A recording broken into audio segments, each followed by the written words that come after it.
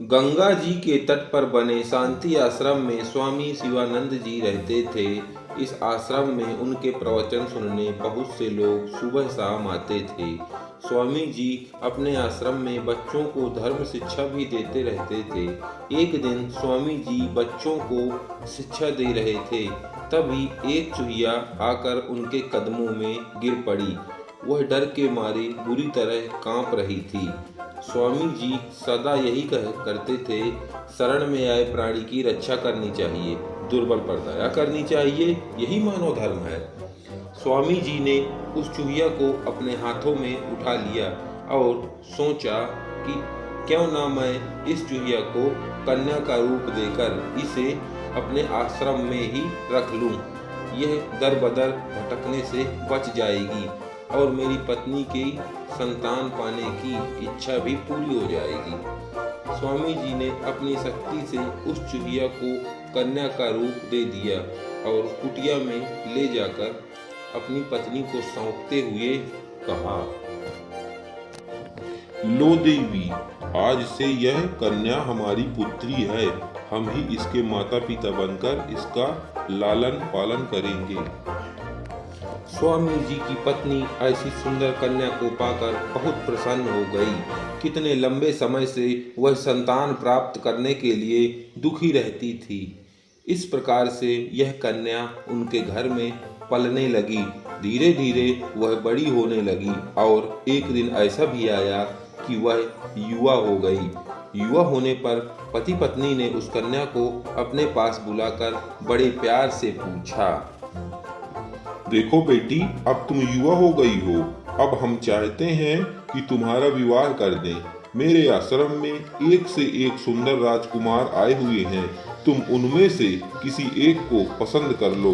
बस तुम्हारे पसंद के युवक के साथ हम तुम्हारा विवाह कर देंगे।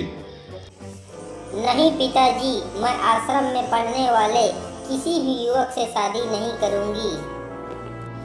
माँ ने बेटी की पीठ पर बड़े प्यार से हाथ फेरा और अपने सीने से लगाते हुए कहा, देखो बेटी, अब तुम युवा हो, अब तुम्हारे विवाह की आयु है, इसलिए तुम्हें किसी न किसी से तो शादी करनी ही होगी।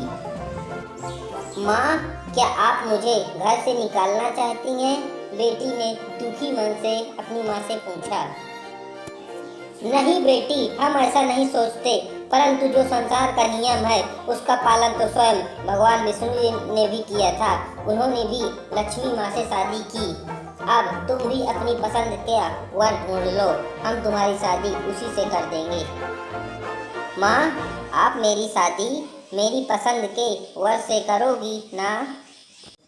हाँ बेटी, एक बार तुम अपनी पसंद बता दो, मैं तुम्हारी शादी उसी से कर दूंगी।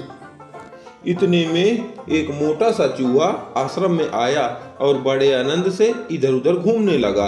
बेटी की बातें सुनकर दोनों पति पत्नी सोच में पड़ गए थे। उनकी समझ में यह बात नहीं आ रही थी कि उनकी पुत्री को इन सुंदर और वीर राजकुमारों में से कोई एक भी युवक पसंद क्यों नहीं आ रहा था, जबकि वह इस बात को अच्छी तरह जानती थी कि यह सारे के सारे राजकुमार अपने अपने देश के राजा होने वाले हैं।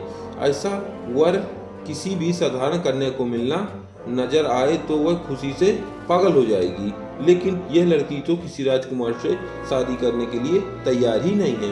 कितनी देर तक घर में पूरी शांति रही। माँ बाप तो लड़की के बारे में सोच सोच कर चिंतित हो रहे थे और वह लड़की उस मोटे चूहे के साथ खेलती हुई आनंद ले रही थी। वह उस समय तो माता पिता को भी भूल गई थी। फिर वह बेटी अचानक से बोली, हे मेरे माता पिता, क्या आप वास्तव में ही मेरी शादी करना चाहते हैं? हाँ बेटी हाँ, पर तुम ऐसे क्यों पूछ रही हो? हम लोग तो चिंतित ही हैं कि तुम्हारी शादी कर दें। तो फिर आप इस चूहे से मेरी शादी कर दो। मैं इसके साथ अपना सारा जीवन बिता लूंगी और खुश रहूंगी। बेटी, तुम यह क्या कह रही हो? तुम पागल तो नहीं हो गई हो? इस चूहे से शादी करोगी? तभी मुनिवर ने अपनी पत्नी से कहा, हे प्रिय, दिल छोटा ना करो। मैंने एक चूहिया को मानव कन्या बना दिया था, मगर उसने अपना जाति प्रेम नहीं छोड़ा। अब भूल जाओ कि हमारे भाग्य में कोई कन्या थी। मैं इसे फिर से चूहिया बना देता हूँ, फिर इसकी शादी इस चूहे से कर देंगे। इस प्रकार ये दोनों खुश रहेंगे। ऐसी ही मजेदार कहानियों को सुनने और देखने के लिए हमारे कार्टून चैनल को सब्सक्राइब एंड लाइक जरूर करें।